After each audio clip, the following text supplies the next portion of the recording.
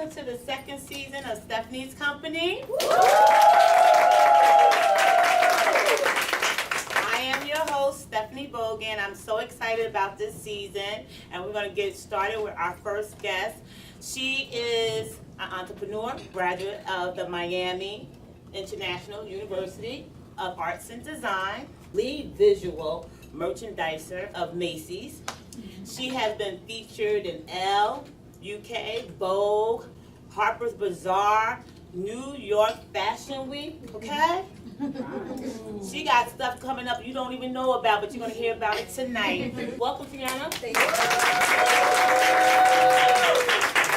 You know, this is just a dialogue. I always get nervous, but I'm not even nervous because you are someone I have known since in your mommy's tummy.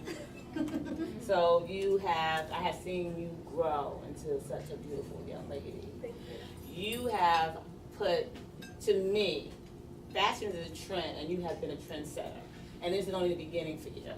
So let's talk about Visions by Teonah, okay? Okay. So what made you get into fashion? So my grandmother is about 94 now, and back in the day, she's still alive. So Yes. back in the day, she taught me how to sew and crochet. She used to make the crochet blankets, crochet little slippers for us. So I used to watch her do it, and I was interested. I told Nana, like, teach me how to do this. So, you know, she taught me. I pretty much caught on, like, rather quickly. And then I kind of gained a little interest in it.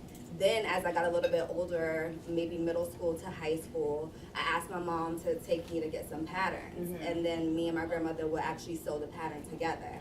So that's kind of how I had a little more experience in just sewing clothes.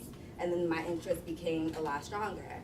And then there was opportunity as I'm going from high school to college for me to go to Miami to actually look at the school to see if I'm actually interested in it. And I think this was the pinpoint with me being really interested in fashion design is the directors of the school gave us a task. They said they put pretty much like 10,000 zippers on a table.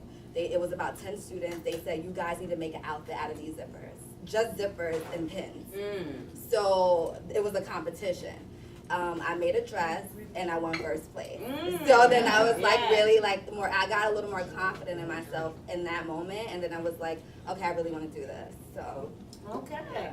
So Nana was the inspiration, but who else can inspire you? Because you know you have a style, and I see it from knowing your mom and dad from day one. yeah. So do you think also they put a little influence on you too with the style and with fashion as well? Absolutely. When I think about inspiration, it's a lot that's around me. I do have two designers that I like. I do like Balmain because of his intricate like details. He's very he takes time with the details. Jeremy Scott is like, to me, a trendsetter. I'm inspired by something that's just out of this world, different, you know, so that's what I like. And then when I think about, just to give you guys an example, this belt on this skirt, I was inspired by working at Macy's. I normally carry like a heavy duty, you see like guys that work in like tool belts. So I carry like my screwdriver in there, pins, like different little tools that I need every day. So a lady came to me and asked me, random customer at Macy's, where did you get that belt? I'm like, oh, this is just like something that they gave me, you know, like. Then I thought to myself, this could be cute if it was fashion forward. So I decided to like, this is like a 100% leather hair skin, but it's the same thing. So sorry to get up, but it has like little like slots in where you can put your cell phone. Like if you want to wear it out, you can put like your lip gloss, like different things. If you're a gardener, you can put gardener tools. I have on one of Teonah's latest, okay? You can zip it down and take a little thing, you know? A person like me, I like something, you know, not the same. Right. Feel unique. So that's why I really, when I look at your pieces, it's always a wow factor with me. So with you doing this, going to school, and you got 2 degrees in how many years? 4. Your degrees in? I have a bachelor's degree in fashion design, and then I took accessories design and got an associate's degree. So 2 degrees. And that's a lot of hard work. What would you tell our millennials and our young people out there that think you might feel like this is the industry I want to get into? Right. The first day of college career, our pretty much director of our college told us, it's not what you know, it's who you know. And that's something that I kind of like had to grasp over the years, because it's like, if I'm working hard and I get a degree, it should be what I know, not who I know. Okay. But then in reality, as you get older, it's really about networking and your connections, because the right person might put you in the right situation. There's a lot of times where I feel like I get stuck and I lose like creativity sometimes, and I'm just kind of like at a pause. So I'm very spiritual. This is a time where like I, talk to God and I get close to Him and ask Him to like guide me in the right direction. Like, what should I do? So that's something that's important, especially if you have a relationship with God. Another thing is prepare. Like, I have like a tattoo. It's a P to the 5th power, which stands for proper preparation prevents poor performance. And I think that everything that you do, you need to properly prepare yourself in order to perform like the way you need to perform.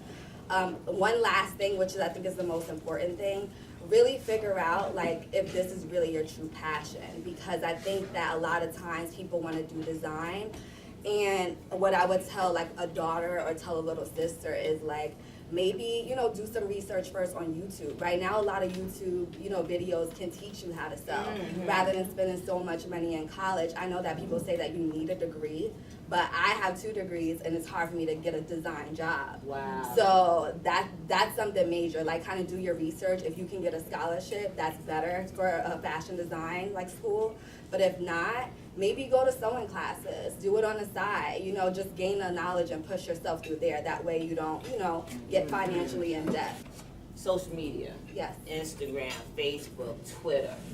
How can one keep themselves relevant out there? Because there's so many things going on all the time. So how do you keep yourself out there, like keep people thinking about Visions by Teonah? Right. So what do you do that keeps your likes up and keep people interested? And how can you tell someone that's starting out what the do's and the don'ts on social media? Right. I think you just need to use it, like post. Like what I do when I'm at home, I can literally have fabric, I'm posting, okay, I'm about to do something. And I sometimes post the process. So people may see like this fabric laid out, then they may see me cut it. Then the next video they may see it like pinned up. Then the next video they may see it like on a mannequin until they see it like finalized on a photo shoot on a dress. If you keep people interested in that way by posting the process, they're like, wow, like to see it from start to finish, like that's a good thing. So just using social media, I try to get my friends to tag me. A lot of the things, what I try to do is create pop-up shops. That's something that I really like. So I pretty much create a line of things for people to come out and like shop and look at my stuff and network. That's just pretty much what I do to like keep people still interested in what I am and who I am as a brand. And then let's talk about the pop-up shows. One thing I like about your pop-up shows is so professional. Your photographer, the scenery, the canvas, your models. You sell out. Like, it's just a show. It's just a pop-up show, and every product, everything you have is gone. Yeah. Like, I didn't bring my bag up that I fought with another lady. Not fought, I didn't fight. She did a little bit. But she wanted to bid on the bag, too, and I was just lucky enough. I just sent the money real quick, and I caught it. But we're going to talk about your highs, and we're going to talk about your lows. Okay. Let's talk about social media again. Okay. And how social media can be, you think people are liking your stuff, but some people, if you don't take care of your product and patent, people will copy your pieces. You want to talk about that? Absolutely. So I was in New York Fashion Week, and I collaborated with a designer. He actually is a clothing designer, and he asked me to create a line of hats. So we collaborated, it was really nice, and one of the hats, well, a lot of the hats were kind of like double brim like this. So you get a cat, but it's a double brim. I just thought it was cute just because it's different. From the side view, it's kind of like, like that. That looks cool. So I had a few models during New York Fashion Week model down that runway with every model had on a hat like this. Whether it was 2 brims or 3 brims, every model had that on. A year later, like a really well-known designer, not well-known, but she has a way bigger following than I do. She had a model walking down with like a 3 brim hat. Now I've never seen this before. Like I research a lot of my designs before I do it because I don't want to copy or imitate anyone else. So when I saw that, that really like kind of ticked me off a little bit. And I responded to her like, where did you get your inspiration from? Because let me know that I'm your inspiration. Yeah. Like let me know. Give me give me a credit. yes. it's not right. So she actually didn't respond to me because I'm pretty sure she knew that she did it. But at the same time, like, you have to understand, like, it's hard to patent certain things in design. You can't, I can't say, you know, no one can ever do a double brim. Like, it's just very difficult when it comes to certain things like that. So it's something that you just have to kind of like deal with a little bit. Okay. All I have to do, like, all I'm trying to do is keep being innovative, keep bringing new ideas out. The right person is gonna see it where I can, like, you know, zoom past and get a bigger following than, you know, she does. Talk about a high point. Okay, high point. This was a good one. So my sister, she texted me. She's like, Teonah, Erykah Badu is gonna be at Brooklyn Bowl. And I'm like, okay. She's like, you need to make her a hat. Like Brooklyn is right there. So that night, I literally I made a hat from scratch in one day. Wow. From that night, we literally took off work. We traveled to New York. We documented the whole thing. It was called #Get Erykah Badu the hat. I love that. Love it. So pretty much we like documented everything from like Newark Penn Station to New York Penn Station. We took the pass.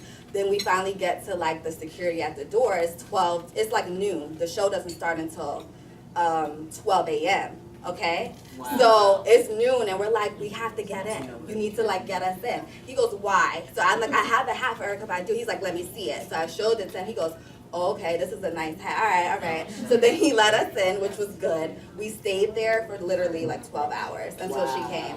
When she finally came on the stage, she performed at the end of the stage, and she came to me, took the hat. Wow. She like put her hand here and like prayed with me for a little bit, and then I have a few pictures of that.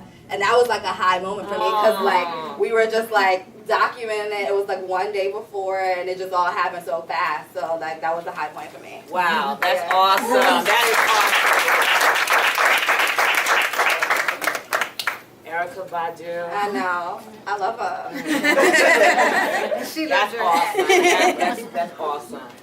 You know, also you've been featured in magazines. Yes. You've been featured in Vogue, UK, Elle, Harper's Bazaar.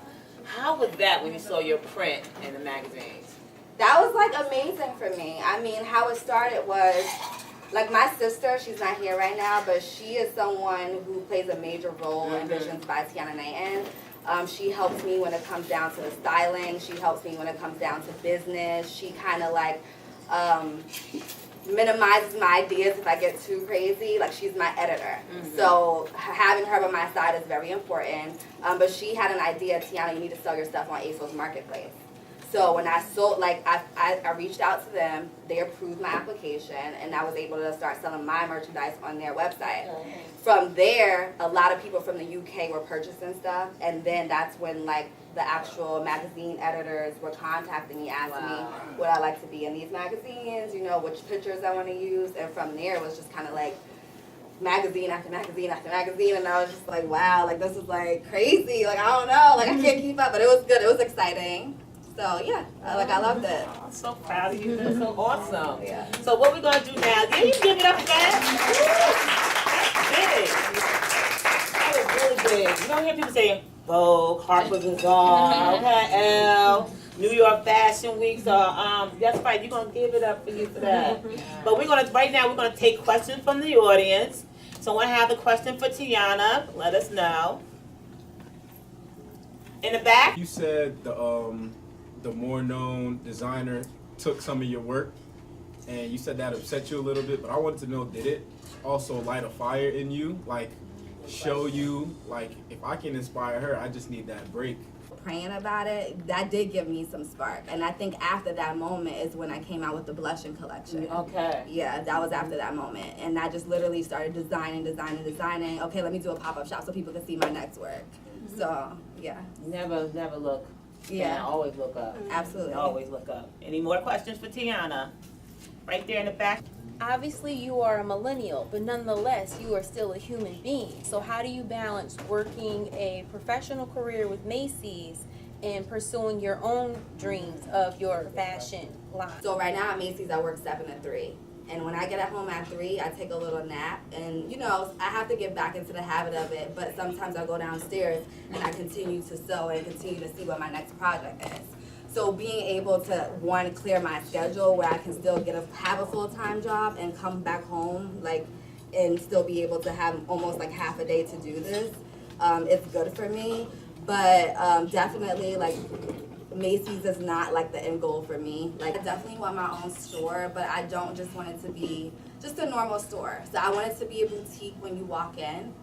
Part of the store, I want it to be sectioned off, and I want it to be called Emerging Designer. And what that section is gonna be is I wanna give young designers, you know, in our area to pretty much give them the opportunity to put their own little collection in my store. So it's just a lot of work and dedication that I have to continue to put in it to be able to surpass it. Definitely. Any other questions? Do you have a favorite piece that you've created? I do actually. But I have a couple. Do I have to choose one? Okay, I do have a favorite piece, and I'll tell you why this is my favorite piece. So actually the piece that Aunt Stephanie is wearing, as well as the one on the mannequin, I'll tell you how I came up with the concept. So I recently just came up with this concept, a few months ago. And I told myself I gotta think smart. I don't have a manufacturer, so I need to start designing pieces that I can, you know, pop out easily, that I can create multiple sizes, different colors, just something that can kind of go on a faster process and I don't have to pay, you know, do so much work but still get the job done. So what I did was, when it comes down to fall, a lot of people wear crew necks, right? Like a regular crew neck sweatshirt, that's what people wear. So I took a regular crew neck and I put literally 6 zippers, 3 in the front, 3 in the back, and it's called the Zip 6. So this gives you like the option to wear like multiple ways. So you can zip it all the way up, you can zip it down, you can do like one shoulder, have a little side boot action going on. Like there's so many ways. You can even zip the back and have like your back out. Yeah. So I like this like the most because I think it's very versatile. And like I said, it's a sweatshirt. Everybody wears a sweatshirt. It's just more of a dressier sweatshirt. Yes. So that's my favorite piece. Any piece you got on right now? Oh, yeah. Collection, and what she's wearing today? Okay, this is the Joan dress. Yeah. So this actually fits from extra small to large, and then I have from large that can go to 2X. And like I said, I started to think smart, create pieces that can fit multiple sizes, so I don't have to keep doing different size SKUs. Okay, so it kind of like drapes. So it's like 100% silk. Very lightweight, perfect for the summer. But every person in the size too. So Absolutely. Yeah. I like that. Yeah. That's awesome. But I mean, we asked a question for the audience. I think we had a question right there in the back. What inspires like your next season? For example, if you're looking now to do fall 2019 or spring 2020, what's your inspiration for your new line? I think fabrication first, color scheme, and then I play with, you know, the fabric to see what it does, what it inspires me to do, and then I go from there. Teonah, I want you to keep growing and glowing and living it up and doing what you got to do. I see you going to the top, babe. Okay? Thank you for having me. No problem. And thank you, let me say this. Thank you for giving young millennials the opportunity to speak on this because I don't like public speaking, but this gives me practice, and it's a good feeling. So thank you for being a platform for that. Oh, thank you very much. Thank you, guys. So, in closing, I want to thank you all for coming out. I know it's the month of May, and I didn't start Stephanie's company in January. As everybody knows me, I lost my mom in December. So I wanted to reflect and take a step back a little bit to get myself going. But this season, every day of my life will be dedicated to Rosalind Holmes, who is a big impact in our lives, and she will never be forgotten. So, Monty, this is for you. I miss you every day. Thank you all for coming out.